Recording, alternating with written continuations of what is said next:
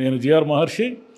YCP రాజకీయాలు విపరీతంగా వేడెక్కి నాయకులందరూ కూడా కక్కావికలుగా ఉన్నారు. అంటే దానికి కారణం ఏమిటంటే ఆల్రెడీ 11 నియోజకవర్గాల్లో ఒక లిస్టు మార్చారు కాబట్టి, ఈ మధ్య అటు ఇటు మార్చారు కాబట్టి అదంకా సద్దుమడక్క ముందే ఇప్పుడు కొత్త లిస్టు, రెండో లిస్టు రెడీ అయిందంటున్నారు. ఈ రెండో లిస్టు ప్రకారం చాలా అనకాపల్లి జిల్లాలో దాదాపు 7 సెగ్మెంట్లలో మారుస్తారని, అదేవిధంగా గోదావరి జిల్లాలో చాలా చోట్ల మార్పు జరుగుతాయని ఇవన్నీ వార్తలు వినిపిస్తున్నాయి. ఈ వినిపిస్తున్న నేపథ్యంలో ఏమైందంటే నర్సరావుపేటలో కూడా శ్రీనివాసరెడ్డి గారిని మారుస్తారు అనేది ఒకటి గట్టిగా ప్రచారం ఊపందుకుంది. దానికి ఊతంగా ఏం జరిగిందంటే అక్కడ బ్రహ్మారెడ్డి గారని ఆయన ఎట్టి పరిస్థితుల్లో శ్రీనివాసరెడ్డి గారికి టికెట్ ఇవ్వకూడదని తన అసమ్మతిని తెలియజేయడానికి తాడేపల్లికి వెళ్ళారు. అక్కడ ఏం మాడతారో ఏం జరుగుతుందో తెలియదు. గురజాల నుంచి మహేష్ రెడ్డి గారిని ఇటు నర్సరావుపేటకు తీసుకొస్తారని, ఈయన శ్రీనివాసరెడ్డి గారిని సత్తెనపల్లికి మారుస్తారని ఒక ప్రచారం జరుగుతూ ఉంది. మరి గురజాలలో ఎవరిని నిలబెడతారనేది ఇంకా క్లారిటీ లేదు. అక్కడ ఎవరు బీసీకి కానీ కమ్మకి కానీ ఇస్తామంటున్నారు. ఇలా మొత్తం జగన్ గారు తాను చేయాల్సిన పనిని తాను చేసుకుంటూ వెళ్తున్నారు. ఈ నేపథ్యంలో ఏం జరుగుతూ ఉందంటే టికెట్ రాదని అనుమానిస్తున్న వాళ్ళు, లేదా ఇవన్నీ ఈ మార్పులు చేర్పులు అంటే ఇప్పుడు సత్తెనపల్లి ఈయన శ్రీనివాసరెడ్డి గారిని తీసుకెళ్తే అక్కడ రాంబాబు గారు పోటీ చేస్తారో, వేరే ఎక్కడైనా పోటీ చేస్తారో, అసలు పోటీలో ఉండరు అనే విషయం కూడా తెలియదు.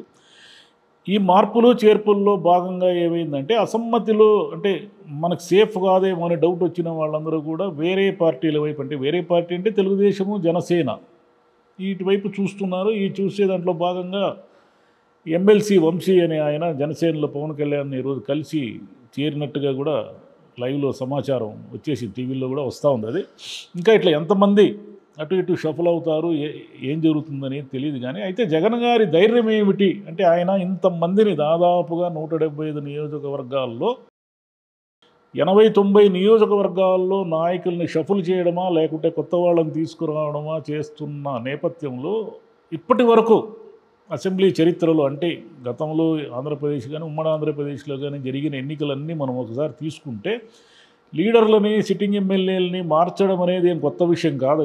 కానీ ఇంత సంఖ్యలో ఒక పార్టీ అధికారంలో ఉన్న ఒక పార్టీ ఇంత సంఖ్యలో మొత్తం ఎమ్మెల్యేలందరినీ మార్చి కొత్త మొహాల్ని లేదా అటు ఇటు నియోజకవర్గాల్ని షఫిల్ చేయడము అనేది గతంలో ఎప్పుడూ జరగలేదు.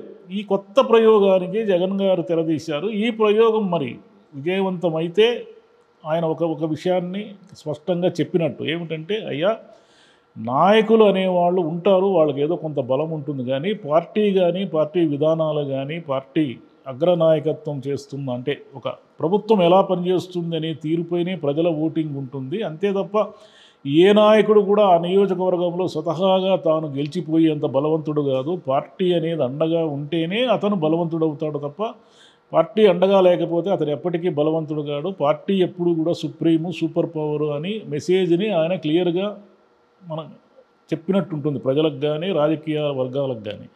ఒకవేళ ఏదైనా తేడా కొడితే వీటన్నిటికీ ఆయనే సమాధానం చెప్పుకోవాల్సి ఉంటుంది. ఎందుకంటే నిన్న మొన్నటి వరకు నర్సరావుపేటలో శ్రీనివాసరెడ్డి గారు చాలా బలమైన అభ్యర్థి, ఆయన్ని మార్చరు, ఆయనకే టికెట్ ఖాయము అనే ఒక ప్రచారం నిన్న మొన్నటి వరకు జరిగింది. నిన్న మొన్నటి వరకు జరిగిన ప్రచారము హఠాత్తుగా రివర్స్ అయిపోయి ఇప్పుడు ఆయన్ని సత్తెనపల్లికి పంపిస్తారని కానీ, లేదా ఆయనకు అసలు టికెట్టే ఇవ్వరని ఇప్పుడు ఆయన బ్రహ్మారెడ్డి గారు అక్కడ వెళ్ళి ధర్నాలు లాంటివి ఏవో చేస్తున్నారు కాబట్టి అసలు ఆయనకు టికెట్టే ఇవ్వరా, ఈ మార్పులు జరుగుతాయా, అంటే జగన్ గారు ఏదైనా ఒక నిర్ణయం తీసుకుంటే అది సులభంగా వెనక్కి వెళ్ళే అవకాశం లేదు. ఎందుకంటే ఆ నిర్ణయం అమల్లోకి వచ్చేసినట్టే.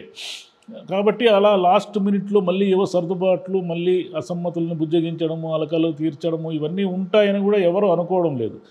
అయితే తెలుగుదేశము రేపు జనసేన వీటి టికెట్ల సర్దుబాట్లు వాళ్ళకి ఇలాంటి బోలెడు సమస్యలు వస్తాయి. అయితే ఈ సమస్యలన్నిటినీ ఇక్కడ అధికారంలో ఉన్నవాళ్ళు అలిగి వెళ్ళిపోవడం, అసంతృప్తులుగా ఉండడం అని అంత కాకుండా వాళ్ళు అధికారంలోనే లేరు కాబట్టి, వాళ్ళు ఉన్నదే 23 సీట్లు కాబట్టి ఈ 23 సీట్లలో ఉన్న సిట్టింగ్ ఎమ్మెల్యేలు దాదాపుగా వాళ్ళకే ఇస్తారు, ఏదో ఒకటి రెండు మారుస్తారేమో తెలియదు. మిగతా వాళ్ళందరినీ సర్దుబాటు అంటే మాజీ ఎమ్మెల్యేలు, కొత్త నాయకులు ఇదంతా జనసేనకి ఎన్ని ఇవ్వాలి, ఏమి ఇవ్వాలి, ఈ గోల ఎంతో కొంత వాళ్ళకు కూడా ఇదే స్థాయిలో ఉంటుంది. కాబట్టి రాజకీయాల్లో ఎన్నికలు సమీపించే కొద్దీ అన్ని పార్టీలకు ఇది తప్పదు. అయితే వైసీపీ నాయకుడిగా జగన్ గారు చేస్తున్న ఈ ప్రయోగం అంటే తాను అనుకున్నది చేస్తాను, తాను చెప్పి అంటే ఆయనకేవో సర్వేలు కానీ నివేదికలు కానీ బోలెడన్ని కసరత్తులు ఉంటాయి కదా. ఈ కసరత్తులన్నింటిలో ఆయన తీసుకుంటున్న నిర్ణయాలు, ఆయన మారుస్తున్న పద్ధతులు ఇవన్నీ చూస్తున్న వాళ్ళకి ఆశ్చర్యంగానే ఉంటుంది. కానీ మొత్తం ఆయన రాజకీయమే ఒక రకంగా ఆశ్చర్యకరమైన రాజకీయం. ఎందుకంటే ఆ రోజు ఆయన ముఖ్యమంత్రి వరకు వెళతారు, పార్టీ పెడతారనే విషయం ఎవరికీ తెలియదు. ఎందుకంటే ఆయన దాదాపుగా అందరూ కలిసి జగన్ గారి పని అయిపోయింది అని డిసైడ్ అయినప్పుడు ఆయన ఏం చేశారు, పార్టీ పెట్టారు, జైలుకు పంపిస్తే జైలుకి వెళ్ళారు, మళ్ళీ బయటకు వచ్చి అనేక ఉప ఎన్నికలు చూశారు, పాదయాత్రలు చేశారు, ప్రతిపక్షంలో ఉన్నారు. అంటే ఇవన్నీ ప్రజల మద్దతును కూడగట్టుకొని ప్రజానాయకుడుగా ముఖ్యమంత్రి వరకు ఆయన వచ్చారు. మరి ముఖ్యమంత్రి వరకు ఆయన వచ్చినప్పుడు నో డౌట్ ఖచ్చితంగా ప్రభుత్వ వ్యతిరేకత ఎంతో కొంత ఉంటుంది. అది ఎంత స్థాయిలో ఉంది, మరి చంద్రబాబు గారు, లోకేష్ గారు చెప్పినట్టుగా ఉవ్వెత్తున ఉప్పెనలాగా ఉందని వీళ్ళు అనుకుంటున్నారు. కానీ నిజంగా అది ఉప్పెనలాగా ఉందా, లేదా ఒక మామూలు అంటే సమసిపోయే స్థాయిలో ఉందా? నిజంగా జనం ఏమనుకుంటున్నారు, పథకాలు ఇవన్నీ లబ్ధిదారులు అందరూ కూడా ఆయనకే ఓటేస్తారా, లేదా ఈ పథకాలు ఇంతకు మించిన పథకాలు రేపు వీళ్ళు కూడా ఇస్తారుగా, ఏమో వాగ్దానాలు చేస్తున్నారు కాబట్టి వీళ్ళ వైపు వస్తారా? ఆయన చేస్తున్న ప్రయోగం విజయవంతమవుతుందా, వికటిస్తుందా, విఫలమవుతుందా?